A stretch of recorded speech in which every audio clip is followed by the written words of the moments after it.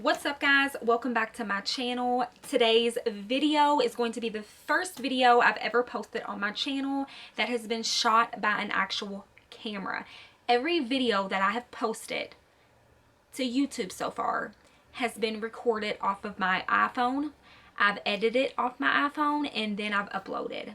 So I woke up super early this morning.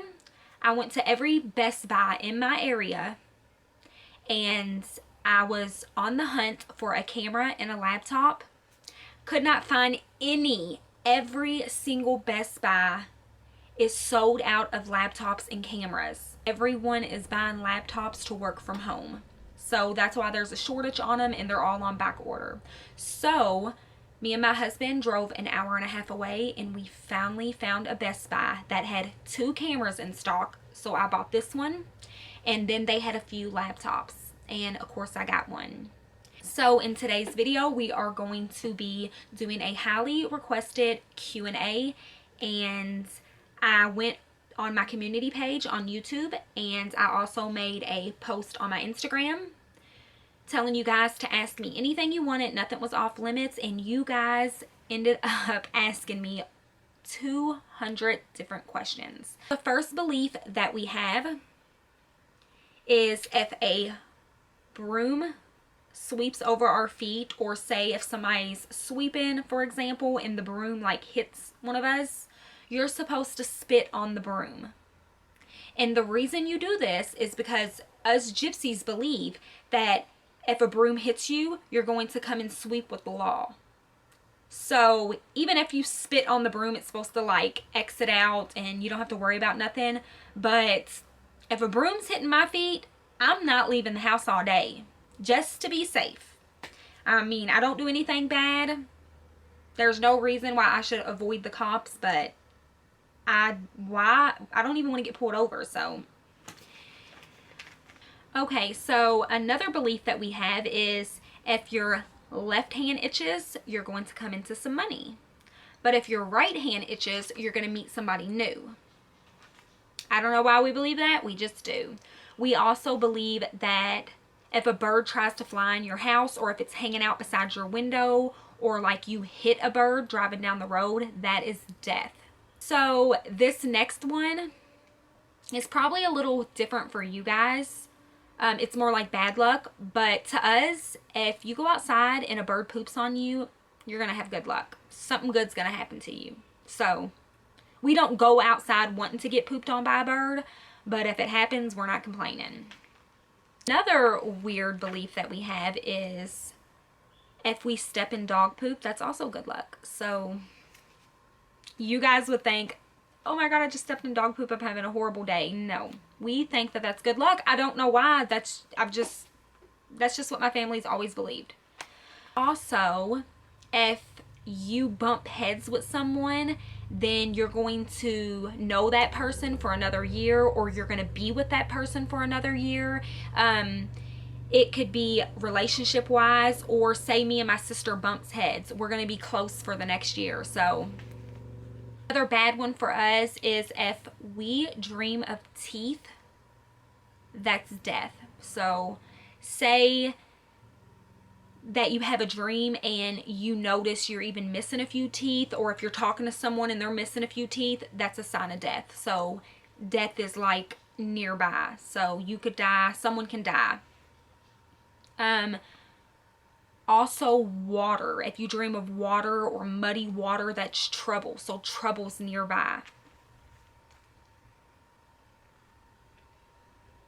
Okay, so this other one is kind of like, you know how whenever you say something and you don't want to jinx it, or you say knock on wood or something like that. Well, whenever we plan ahead, we always say ain't lottin'. It just means like you're never supposed to plan ahead. So you might make plans for tomorrow, but we're gonna ain't lottin' it just in case something happens, or because we're never promised tomorrow. So every time I make plans with someone, say I'm going over my cousin's house and we're gonna hang out, I'm like, okay, I'll see you tomorrow around 3, ain't lottin'. Or they'll be like, okay, see you tomorrow, ain't lottin'. That's just what we say. It just gives us reassurance that, okay, I'm not testing God or I'm not planning ahead because, you know, tomorrow's never promised. But if things work out the way that they should, then I'll see ya. So, ain't Lawton. We always go by that. Okay. So, a lot of people ask me hair tips, and this next one is kind of a hair tip. I'm not going to swear that it works, but I've went by it as long as I can remember, just because that's what my mom taught me, and she always went by it. But we believe if a pregnant person cuts your hair, then your hair is going to grow like crazy. So when my sister was pregnant, I was pregnant at the same time. Our daughters are the same age. And when she was pregnant, I always had her dust the bottom of my hair so that it would grow, and I would cut hers. It doesn't work if you cut your own hair. So say I'm pregnant and I trim my ends. It's not going to work. And it doesn't have to be another gypsy cutting your hair. It could be a gorger. It can be anyone that's a non-gypsy. So say I'm walking around at the mall and I pass up a salon and I can see in the window that one of the workers there is pregnant. I'm going to go in there and be like, yeah, I just want a dusting on my ends, even though I don't need a trim. Just her cutting a little bit off, in our beliefs, your hair is going to grow. So you can try it. I don't know if it's going to work or not, but look at my hair. Another belief that we have is if your feet itch, that means you're going to walk on strange land. So to gypsies, you only go on strange land when you're traveling, and you're usually traveling looking for work. So we believe my foot's itching. I'm going to, you know, travel and find work. I'm going to be coming up on a big job soon. Growing up, I always heard my papa and my uncles and everyone say that, like, my feet's itching, you know, we got some jobs coming up, or we're going to be stepping on new land. There's another belief that if you drop a washer rag, then trouble is coming. So to undo that, and so that you don't come into any trouble, you just shake the rag. And then last but not least, this one's kind of weird, but we went by this. I've went by this for as long as I can remember. If you laugh too much, something bad's going to happen later on, because it's laugh now, cry later. So say me and my sister's hanging out, or me and my cousins, or say that it's a holiday and we're just laughing so hard at just the stupidest thing to where we're crying. You'll hear someone in the family say, oh, you better quit laughing because you're going to be crying later. So it's just like, don't push your luck. Like, you're laughing. Don't take things as a joke. You always be on your toes, because something bad's going to happen. It sounds weird because it's like, why can't I just live in the moment and enjoy? But we really believe that. Like, let me quit laughing, or I got to get away from you because you're making me laugh too much. Like, you know, you've got me over here laughing. I got to get away from you because you don't want nothing bad to happen. So those are just a few of our beliefs and superstitions. And now on with the Q&A. First questions are going to be personally about me. I'm going to go ahead and get those out of the way. Somebody asked me what my favorite movie is. My all-time favorite movie is Pretty Woman with Julia Roberts. I absolutely love that movie, and I watch it at least once a week before bed. I have it on DVD, and I'll just pop it in. And even if I'm not into it and I'm on my phone, just the music on there and just hearing their conversations, I absolutely love it. What is your favorite perfume? So my favorite perfume has been the same since I was a teenager. And it might sound a little childish, but my all-time favorite perfume that I still have till this day, I buy it. I only see it come out seasonal whenever they sell like the gift sets. And it is Fantasy by Britney Spears. I absolutely love that perfume. It just brings me back to my childhood, and the bottle's pink with diamonds all over it, so no wonder it's my favorite. Now getting into questions about me and my husband. How did you and your husband meet? So I met Evan when I was a teenager. He was a teenager too. Year age difference between us. I'm older, he's younger. And growing up as a child, my mom used to try to keep us in the house away from all the gorgers around.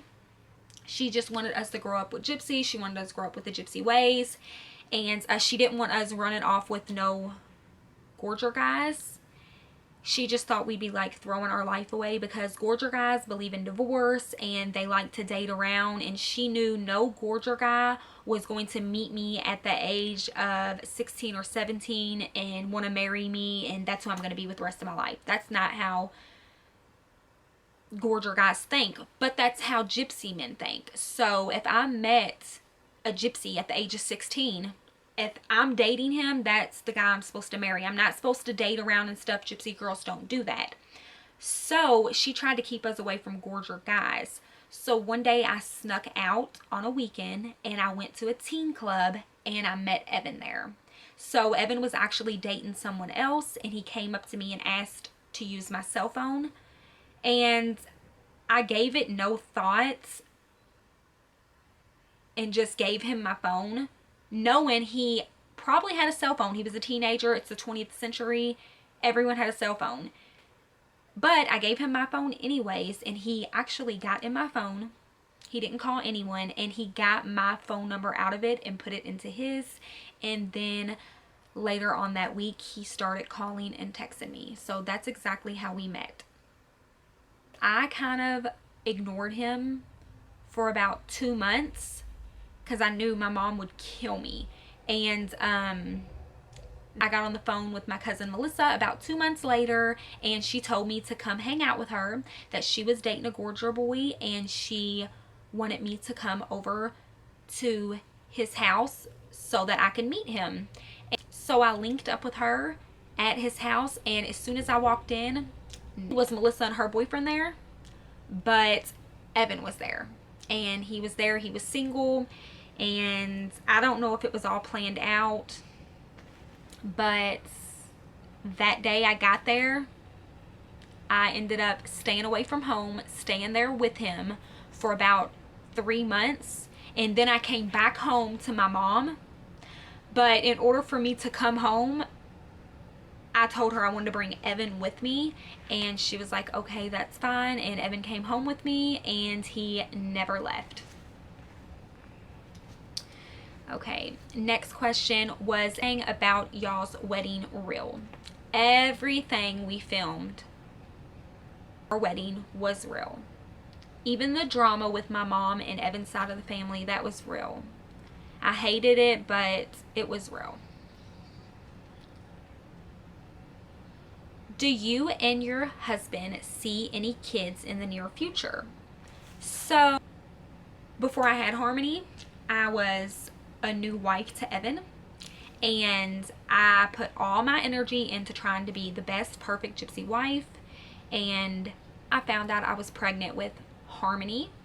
And once I had her, I then channeled all my energy into being a new mom and the best mom I could be. And so now that she's in school and she's kind of doing her own thing, I have time to find myself again. I did get married at a young age, and I've been in a 11-year relationship.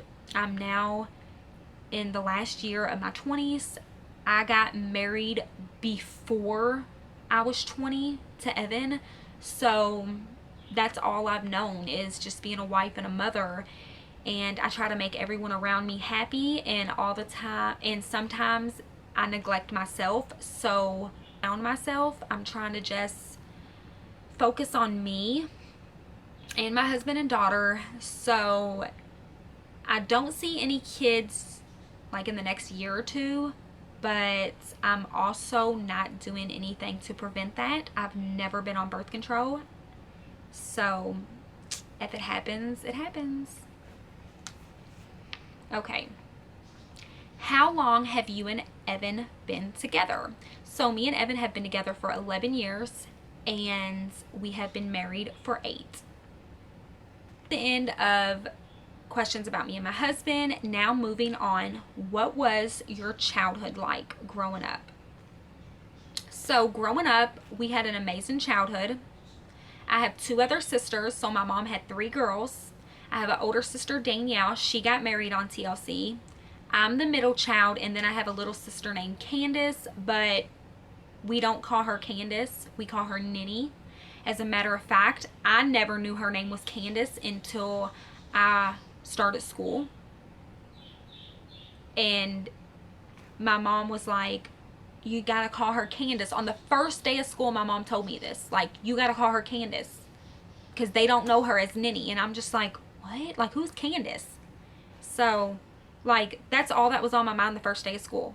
I kept thinking, Candace, I gotta remember that name. It's crazy, but notice Gypsy families stick with the same names. Kayla's, Danielle's, Ninny's, Sheila's, Nettie. Like, I have so many people in my family that are all like named after each other. So, we don't really go by first names. We go by nicknames.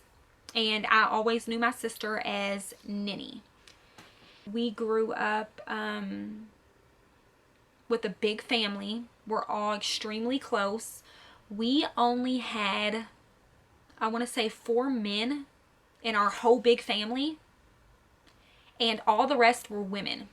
So I had so many aunts, so many grandmothers, my mom, I had my sisters, and I have so many female cousins. Like, I probably have 38 female cousins, and I have 4 or 5 male cousins.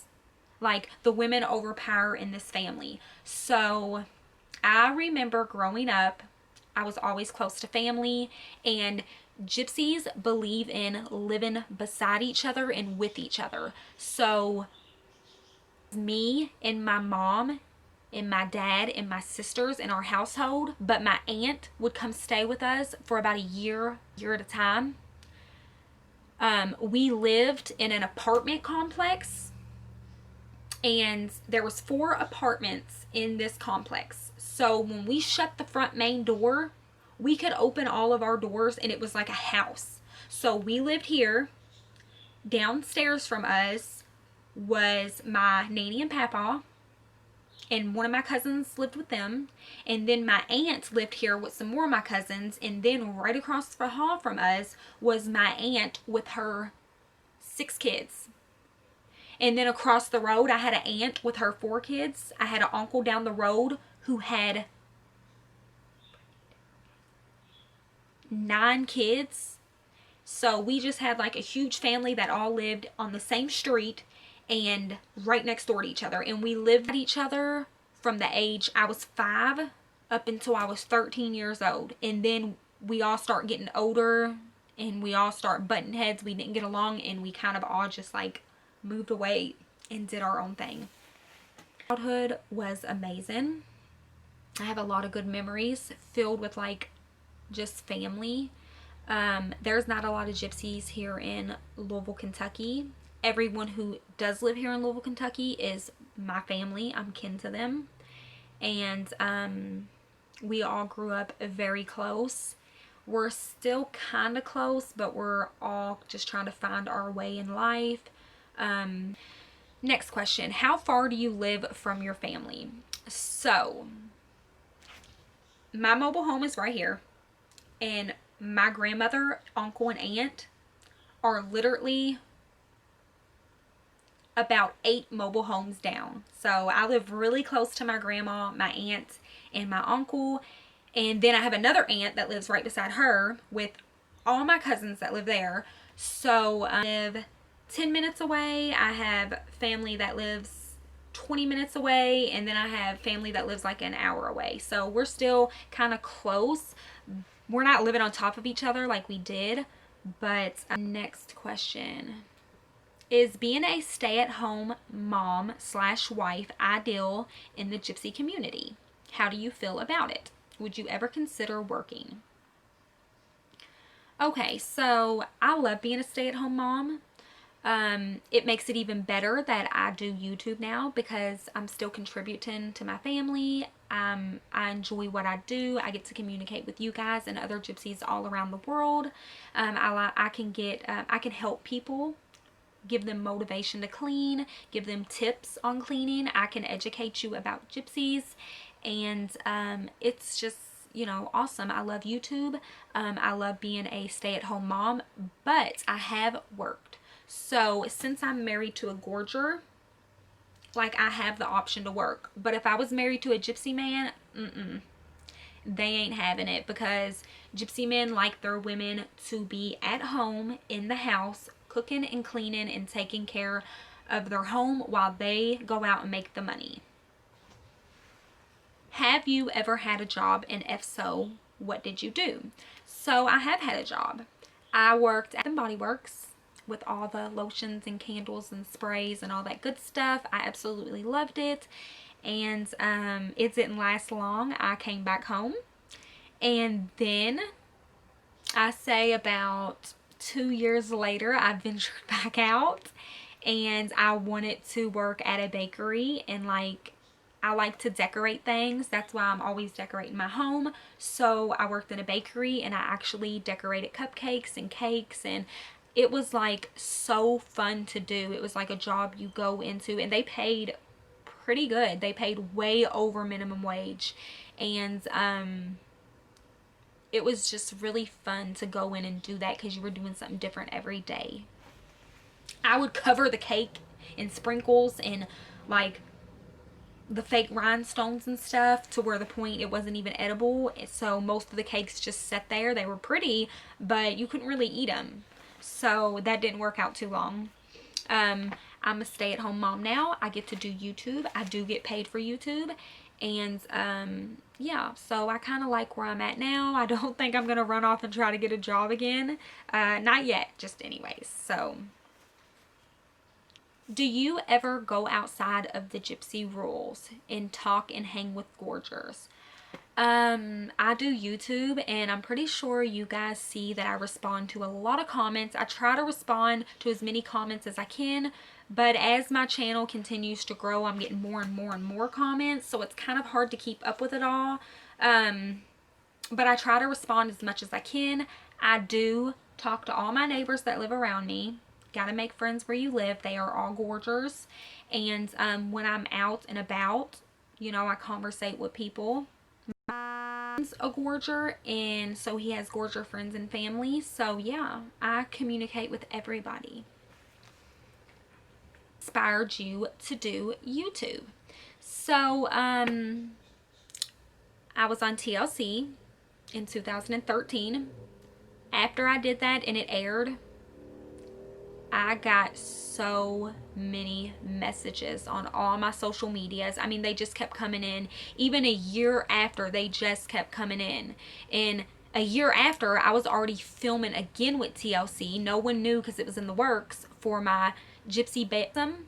And I was still getting messages. So I recorded that, and then it aired, and then I got even more messages. So people were just asking me so many questions. They wanted to know about this. They wanted to know about that. They wanted to know if I had any tips. They wanted to know about our beliefs. I also got really bad messages too. People like saying I'm fake, that I'm not really a gypsy, and that gypsies aren't a real thing. And I decided to make a YouTube, and I kind of wanted to make a YouTube anyways, only because I filmed with TLC and everything was real. I didn't know that other people were filming the same season and they were lying about a lot of stuff, and it really made the gypsy community look so bad. And they even put people on there that were not gypsies.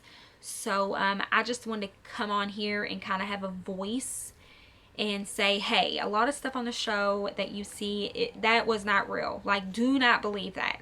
You know, gypsies are not bad people. So and we're not crazy neither. We can get a little feisty, but we're not crazy. Are there different rules gypsy women have to follow that the men do not? Yes, there are. So gypsy men, as soon as they hit 15, 16, 17, they can date. They can date whoever, gorgers, whoever. Get judged for that. But a gypsy woman, the first man she dates, she has to marry, because gypsy men think they want something new. So they don't want a girl who's dated other people or dated around. Married so young, because girls hit 13 and 14 and want to start dating. Anybody in this world does. They want to start dating. But in our beliefs, once you start dating, you're going to marry that person, have kids with them, and settle down. So that's why gypsies marry so young. And another question that's on here, I added on to this question: why do gypsies marry their cousins? Is it true? Yes, unfortunately it is true. It doesn't make it any better, but they don't marry first cousins. They usually marry second and third cousins. So these are like cousins that they're not close to and they really never even met. So like all my first cousins live around me. I grew up with them. I know them. I have second cousins though in other states that I've never ever met. So it'd be like me going and marrying somebody that I've never met. They're kin to me. They have the same last name as me, but I don't know who this person is. But it doesn't make it any better. I know you guys don't believe in that, but gypsies do this only because growing up, you don't get to communicate outside of the community. We don't run around and just go stay a night with gorgers and hang out with gorgers and we don't get to date around. But so whenever they do take off, like say I took off and ran to my family that's in West Virginia or Alabama, and I'm staying with them, my mom's gonna allow me to, like, I can run off, but I'm running somewhere she knows I'm safe. I'm with other family. So I run to my family there, and then I meet one of my cousins that I've never met before, and we start dating. That's how that happens. Because that's like the first boy that they've been around. So other than like their first cousins who they're really close to that they're not going to marry. And yeah. Okay. That's just, I don't know. Let's get off that topic. One thing that people should probably know about gypsies that they might not know.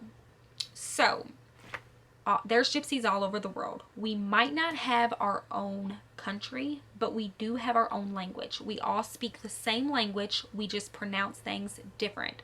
So like I pronounce things different than the gypsies in the UK or like gypsies in West Virginia. It's just like accents. Like I'm from Louisville, Kentucky. People say I sound country all the time. I pronounce things different than people probably in Florida or Miami or wherever. It's just like where you live. It's what you adapt to. So, okay, what's another one? Okay. Will you let your daughter Harmony finish school? So yes, yes, I do plan on letting my daughter finish school. I stand behind her with whatever choices she wants to make. I do want her to finish school so that she can have more options. Changing generation to generation. We're not like the old time gypsies. We're more modern. So I guess by the time Harmony gets older too, she might want to go to school or she might want to get a job or a career and do something with her life. Maybe she doesn't want to do what I'm doing. Okay. How do you cope with anxiety or depression? Do you have anxiety or depression? Yes, I do have anxiety and depression. Not depression so much. There are times where I get depressed and I don't touch the house. I let laundry pile up, dishes pile up, whatever. That'll like go on for a day or two and then I'll get up and do whatever.